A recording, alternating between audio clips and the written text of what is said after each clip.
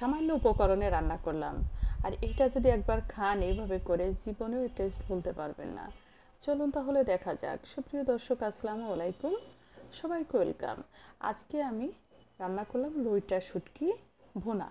আর লইটা শুটকি তো অনেকেই ভুনা করেন, আমি যেভাবে করলাম এভাবে একটু করে খেয়ে দেখবেন। আর এটা করার জন্য প্রথমে শুটকিগুলো ভালো করে কেটে ধুয়ে আমি চুলায় বসিয়ে দিয়েছি, খুব ভালোভাবে সিদ্ধ করে নিলাম এবং যাতে বালু বের হয়ে যায় এবং সুন্দর নরম সফট হয়ে যায়। নামিয়ে ভালো করে ধুয়ে সাইড করে রেখে দিলাম। এদিকে আমি একটা কড়াইতে পরিমাণ অনুযায়ী সয়াবিন তেল, হাফ কাপ পেঁয়াজ কুচি দিয়ে হালকা একটু ভেজে নিলাম। এখন অ্যাড করে দিলাম লইটা শুটকি, যে সিদ্ধ করে ধুয়ে রেখেছিলাম লইটা শুটকিগুলো পেঁয়াজের সাথে খুব ভালো করে 2 থেকে 3 মিনিট একটু কষিয়ে নিব। নাড়াচাড়া দিয়ে শুধু পেঁয়াজের সাথে একটু ভালো করে কষিয়ে নিয়ে এখন অ্যাড করে দিলাম স্বাদ অনুযায়ী লবণ এবং 1 চা চামচ হলুদের গুঁড়া আর 1 চা চামচ শুকনো মরিচের গুঁড়া দিয়ে আবারও অন্তত 3 থেকে 4 মিনিট মাছটাকে পেঁয়াজের সাথে খুব ভালো করে কষাবো।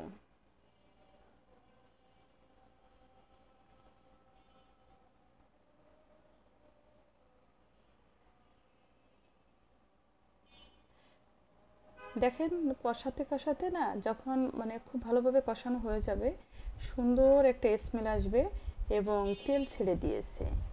এই পর্যায়ে যখন চলে আসছে, অ্যাড করে দিলাম রসুন। এখানে আমি হাফ কাপ দেশি রসুনের কোয়া অ্যাড করলাম। আস্ত কোয়াগুলো দিয়েছি। এখন খুব ভালো করে রসুন দিয়েও আরও 2 মিনিটের মতো একটু কষিয়ে নেব। অনবরত নাড়তে হবে, হ্যাঁ, নাড়া বন্ধ করলে কিন্তু নিচে এই পর্যায়ে খুব তাড়াতাড়ি পোড়া ধরে যেতে পারে। এই জন্য খুব ভালোভাবে অনবরত নেড়ে এই পর্যায়ে যখন চলে আসছে, দেখেন একদম খুব ভালোভাবে তেল ছেড়ে দিয়েছে। এখন অ্যাড করে দিলাম কিছুটা পানি, যাতে রসুনটা সিদ্ধ হয়ে যায় এবং সব মাল মশলা সব কিছু মাছের ভিতরে ঢোকে। ঢাকনা দিয়ে ঢেকে রান্না করে নিব হাই হিটে 5 মিনিট। 5 মিনিট পর ঢাকনা তুলে নিলাম। আবার একটু নাড়াচাড়া দিয়ে দেখেন পানিটা কিন্তু গায়ে গায়ে চলে আসছে। ভালো করে নাড়াচাড়া দিয়ে এখন অ্যাড করে দিলাম আরও হাফ কাপ পেঁয়াজ কুচি এবং 5-6টা কাঁচামরিচ কুচি। ভালো করে মাছের উপর এইভাবে করে দিয়ে ঢাকনা দিয়ে ঢেকে রান্না করে নিব আরও 2 থেকে 3 মিনিট। ঢাকনাটা তুলে নিলাম। এখন আবার একটু নাড়াচাড়া দিয়ে খুব ভালো করে শুটকির সাথে পেঁয়াজ এবং মরিচ যাতে খুব ভালোভাবে রান্না হয় নাড়াচাড়া দিয়ে দিলাম এবং মিশিয়ে নিয়ে এখন এক জায়গা করে আবারও ঢাকনা দিয়ে ঢেকে রান্না করে নিব আরও 3 থেকে 4 মিনিট। ঢাকনাটা তুলে নিলাম। এখন নাড়াচাড়া দিয়ে আরও রান্না করে নিব 3 থেকে 4 মিনিট এবং খুব সুন্দরভাবে ভাজা ভাজা হয়ে যায় এবং সুন্দর একটা ভাজা স্মেল আসে এই পর্যায়ে আসা পর্যন্ত।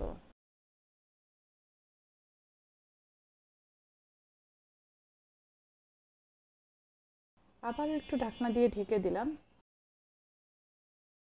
দেখেন সম্পূর্ণ পানিটা শুকিয়ে তেল ছেড়ে দিয়েছে। ঢাকনা দিয়ে ঢেকে রান্না করে নিয়েছি 3-4 মিনিট, একদম মিডিয়াম লো ফ্লেমে রেখে দিয়েছিলাম। পানিটা শুকিয়ে একদম তেল ছেড়ে দিয়েছে। এখন আরও 2 মিনিটের মতো একটু রান্না করে নাড়াচাড়া দিয়ে এটাকে নামিয়ে নিব। এইভাবে করে শুটকি ভুনাটা করবেন। মাত্র 2টা উপকরণে রান্নাটা করলাম, পেঁয়াজ এবং কাঁচামরিচ আর সামান্য একটু গুঁড়া মশলা দিয়েছি। এত পরিমাণ টেস্ট হয় এভাবে রান্না করলে, আর সুন্দর একটা স্মেল আসে। অতিরিক্ত কোনো মশলা নাই, একটু পেঁয়াজ বেশি দিয়ে এভাবে রান্না করবেন।